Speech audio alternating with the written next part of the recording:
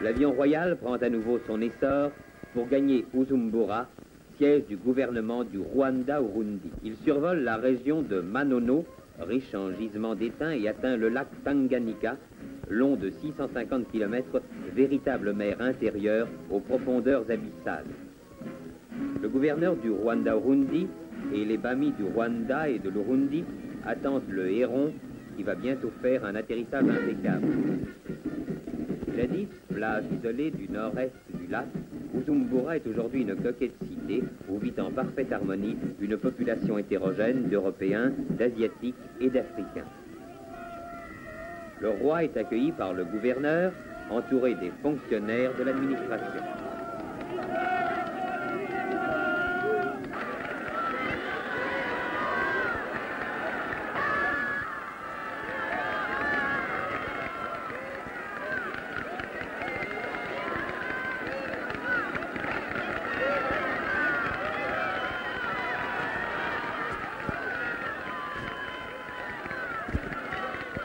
Les notables Barundi expriment leur loyalisme avec la dignité traditionnelle des habitants de ce pays.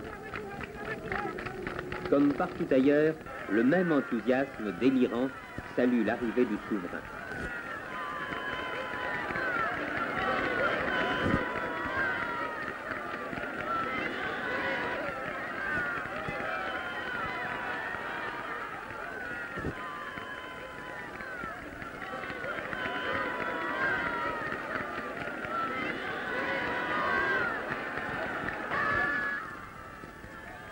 Dans le stade, une élégante foule de notables indigènes attend le roi qui va assister à une grande fête folklorique.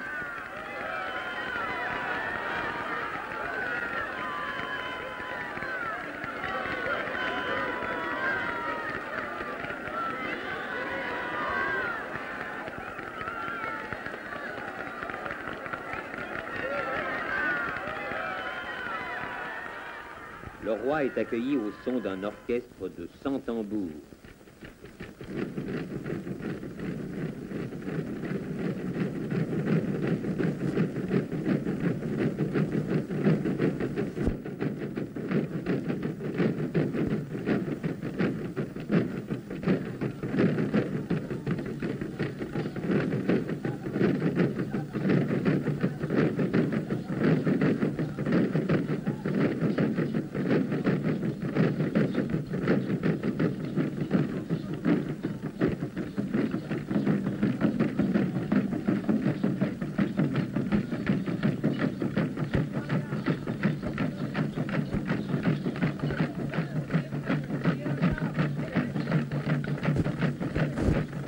Coiffé d'une couronne en fibres de bananier, paré de peaux de léopard, de baudrier, de perles, le cou orné de coquillages, les guerriers Barundi célèbrent aujourd'hui la venue d'un grand chef.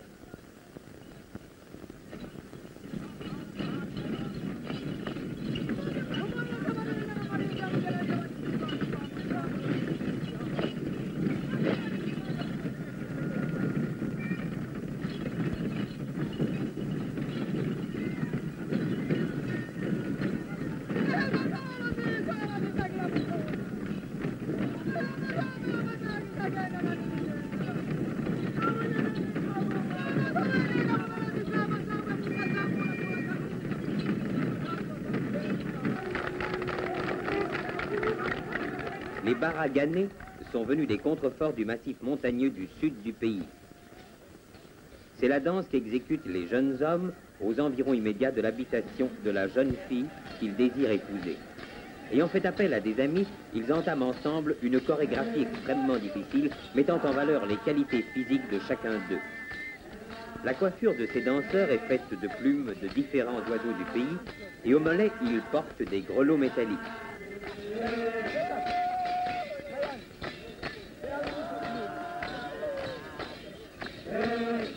En route vers Murambia, résidence du Mwami de l'Urundi.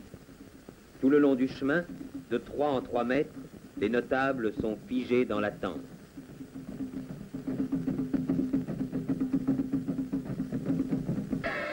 Mwambutsa, le Mwami de l'Urundi, attend le roi.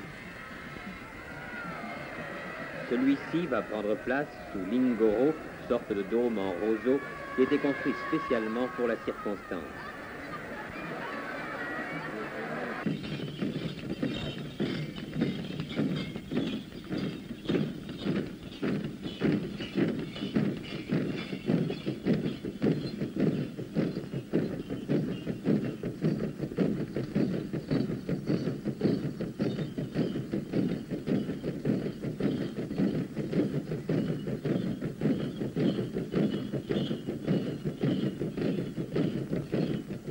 Une vache et son jeune taurillon sont offerts au roi.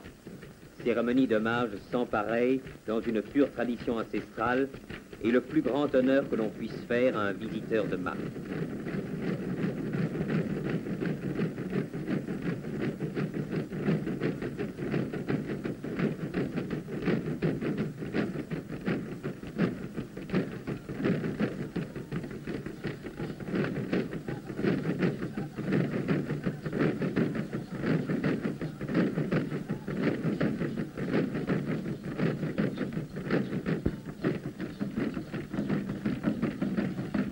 À la frontière des territoires du Rwanda et de l'Urundi, le roi traverse à pied le pont qui enjambe la rivière à Kanyaru.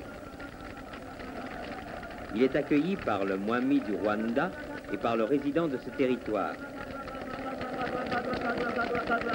Après avoir passé par Astrida, le souverain se trouve à Nyanza, où le Mwami a préparé en son honneur une fête exceptionnelle.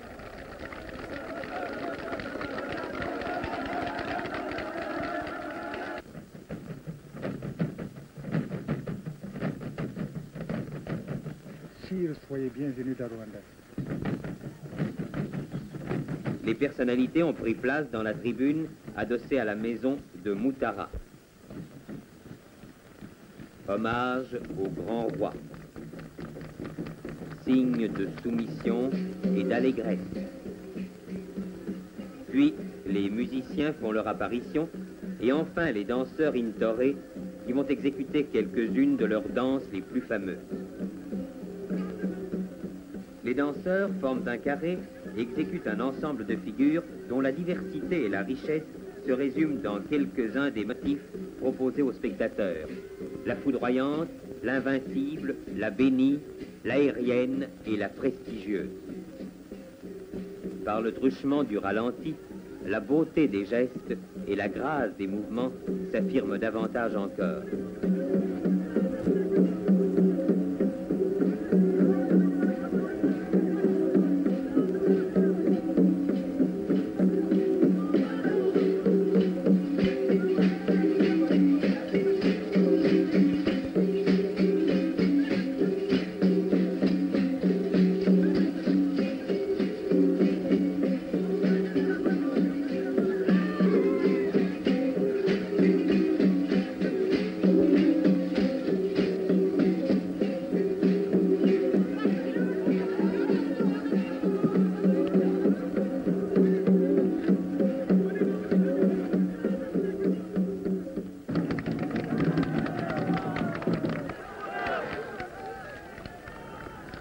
La cérémonie s'achève par une démonstration de saut en hauteur exécutée par de splendides athlètes.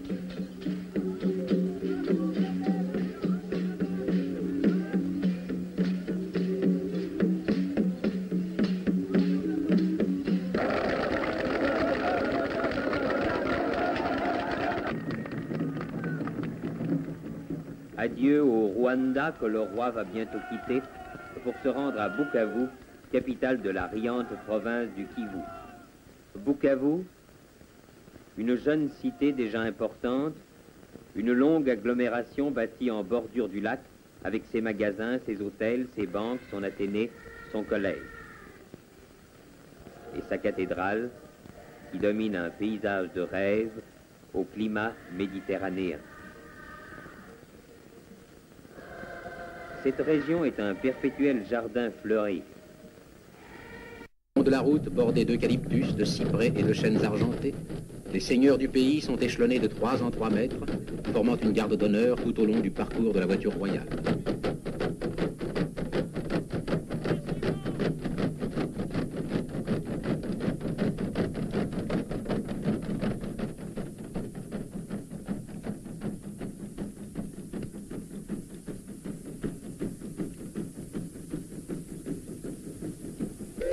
frontière symbolique entre deux territoires, un pont sépare l'Urundi du Rwanda. C'est ici que le roi prend congé du Mwami de l'Urundi. Au-delà du pont, le Mwami du Rwanda attend le souverain. Accompagné du gouverneur général du Congo et du gouverneur du Rwanda-Urundi, le roi passe d'un royaume à l'autre. Sire, soyez bienvenue dans Rwanda. Sur un bout de route, au fond d'une vallée, le cérémonial de la bienvenue se déroule avec une grande simplicité, toute empreinte de noblesse.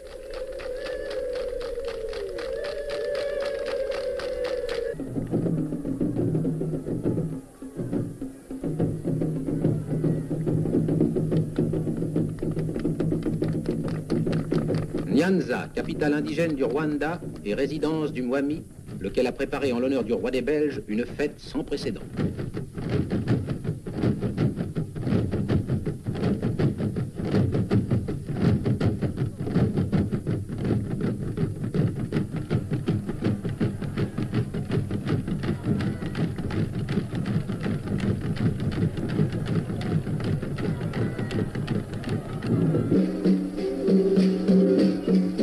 Dans un florilège qui évoquera toute la culture aristocratique du pays, les danseurs, accompagnés des tambours et des olifants, vont exécuter individuellement ou en groupe des danses que l'on appelle l'invincible, la victorieuse, la bénie, la provocatrice, l'aérienne, la prestigieuse, la chatoyante, l'incomparable, la foudroyante.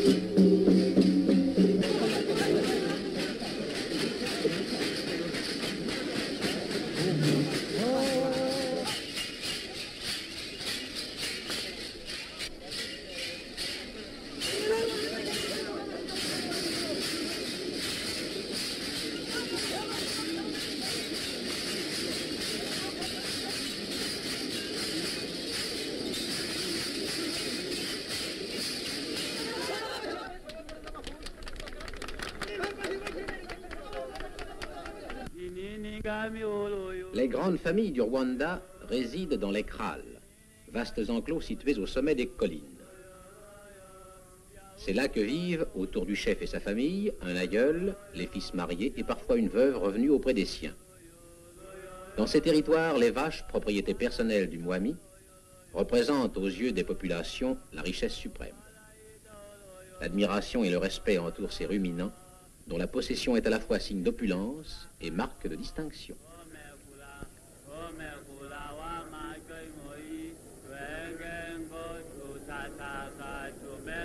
Chaque fois qu'il veut honorer un visiteur, le Mwami du Rwanda lui offre une vache. Mais son témoignage le plus haut de vénération consiste en une vache laitière accompagnée de son veau. Les dignitaires de la cour marquent leur émotion devant ce geste royal.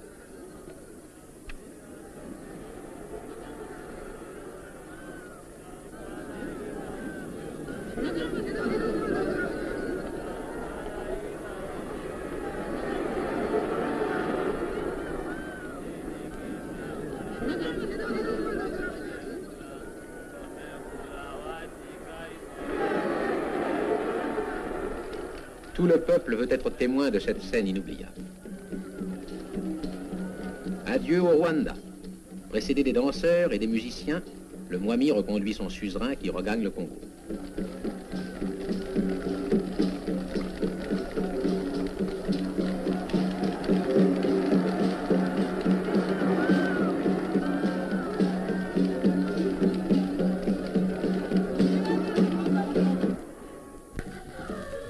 La forêt équatoriale doit sa luxuriance à l'eau